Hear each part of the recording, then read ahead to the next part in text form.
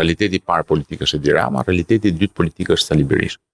Dhe në këto dy realitete, dhe kjo është, pastaj kthehemi gjithmonë ke teza ime se Berisha nuk do të vi pushtet. Në këto dy realitete, realiteti i Edi Ramës do të fitojë gjithmonë kundër realitetit Sali Berishës.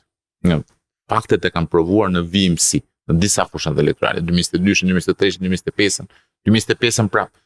Çka tregon që ajo që duhet ndryshojë nuk është majoranca. Majoranca do vazhdoj të përdori të njëjtin element për sa kohë ky element është funksional. Këtu se dakord jam, por ka një problem. Ne kemi parë në Bullgari krijon ky që ishte ish president që dha dorëheqjen, i zgjedhur nga shoqëria civile dikur, një parti dhe për 3 muaj fiton zgjedhjet me 46%. Në Hungari krijon partin para një viti, arrin fiton zgjedhjet me 2/3. Në Maltëzi, ata dy çunat, që njëri ish president, tjetri kryeminist dhe sot janë luftot me njëri tjetrin, fituan zgjedhjet duke mundur Gjukanovićin. Pra ka ndodhur kaq shumë raste, Macroni më parë në Francë, se nuk ndodh. Pse s'po ndodh në Shqipëri? Nëse këta dy janë në keqja e madhe, atëherë pse s'delin forcë re me të keqja më të vogla apo me të mirën më të madhe dhe ti sfidoj dhe ti imposhti të dy dhe të marr pushtetin në Shqipëri. Pyetje shumë interesante. Kjo është ndoshta pyetja më interesante që mund të bëhet sot realisht në Shqipëri. Kam përshtypjen që fragmentarizimi social që ne kemi, dobësia ekonomike që kemi, janë dy faktorët kryesorë. Fragmentizimi social do të thotë ne nuk kemi shtresa sociale të cilat mund të konsolidohen rreth një grupimi politik. Dhe dyta është struktura ekonomike që ne kemi është e tillë në fel që të detyron të mbijetosh duke u përshtatur me situatën aktuale.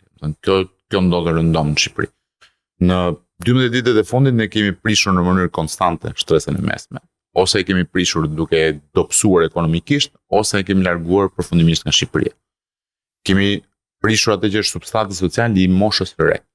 Sot në Shqipëri, pjesa dërmuese atyre që janë mosha 18 dhe 35 vjeçare janë larguar në Shqipëri, ose nëse nuk janë larguar, përpiqen të mbijetojnë në një pozitë shoqërore dhe ekonomike që nuk është e përshtatshme. Është vështirë të krijosh një familje, është vështirë të krijosh një biznes, është vështirë të krijosh të ardhura që të durojnë, të zgjasin në kohë. Dhe gjitha ato bashkë bëjnë vështirë krijimin e një grupi homogjen, jo ideologjikisht ndoshta, por idealisht homogjen, në sensin që kanë një qëndrim ose një qëllim të përbashkët politik.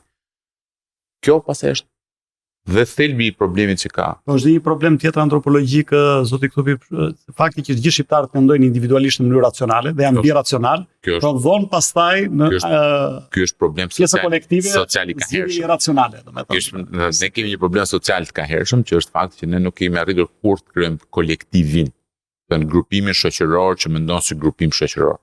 Shqiptarët vazhdojnë mendojnë individualisht për zgjidhje individuale dhe mjafton.